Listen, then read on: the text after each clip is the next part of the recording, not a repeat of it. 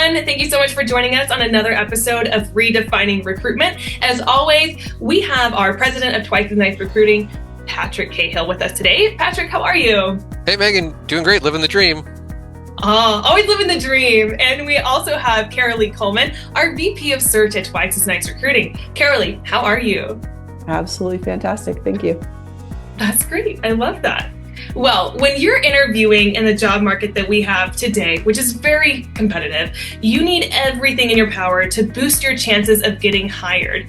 And today we're going to talk about your image. And no, that doesn't just mean your hair or your clothes. A lot of your image when it comes to getting hired is based around your digital footprint. It can make or break your chances of getting hired for sure. We're going to give you some easy, simple tips that you can implement today to get hired tomorrow. But first, let's introduce ourselves. We are Twice as Nice Recruiting, and we do one thing, that's permanent placement recruiting. We build every single search from scratch. We have a 9.9% placement fee, and we guarantee your placements for 18 months. We've worked with more than 1,800 clients to fill roles across the board, and today, we're redefining recruitment.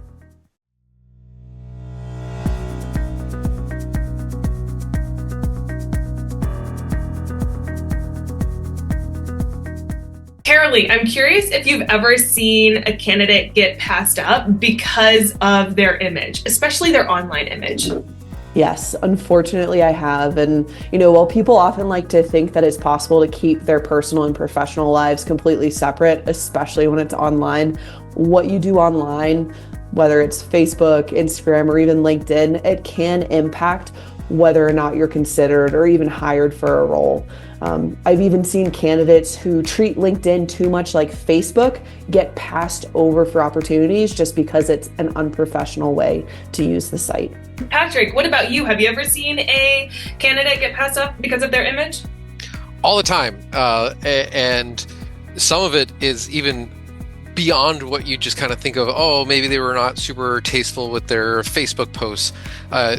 Candidates not considering the implications of, say, using their cell phone numbers while engaging in continuous criminal activity online that far, where they haven't even Googled their own cell phone to see the posts of what they were involved with in online forums, becoming very clear that they are actively engaged in criminal activity.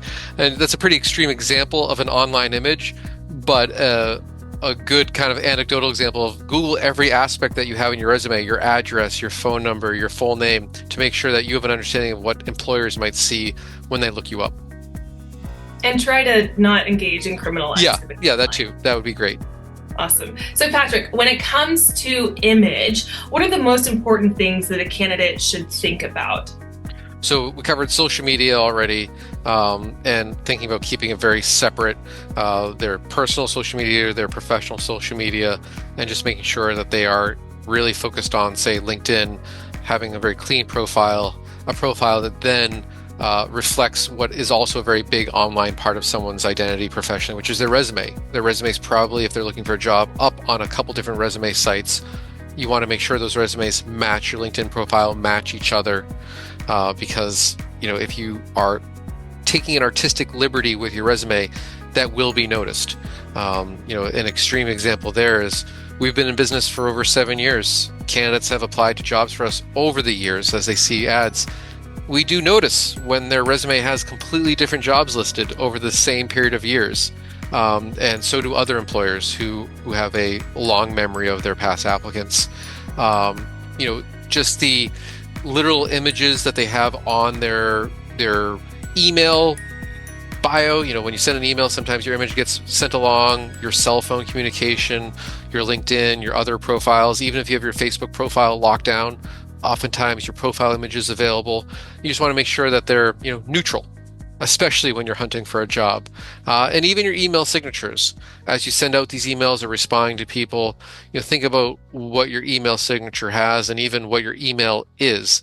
Sometimes I see people have clung to, that email address they're so excited to grab when they were a junior in high school.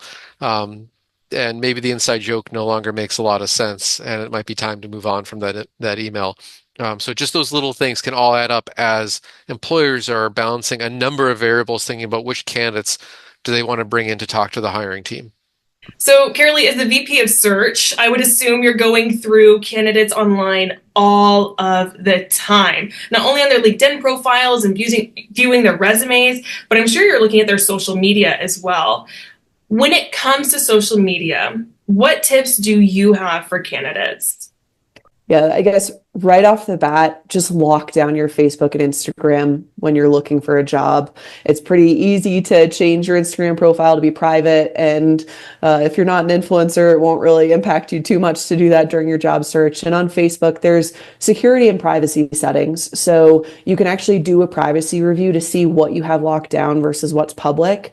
And a quick way to see on your profile is if a post or a picture has a small, I think it's a black and white, gray and white world next to it, that means it's public and anyone can see it. If it has little, bodies like it's people, then it would show that it's just your friends. When your profile isn't locked down, recruiters or employers can see the frequency and types of posts. And so employers don't want to see that you're on social media at all hours of the day during the workday if you're gainfully employed, because they don't want someone on their team who's going to just be on social media versus getting things done.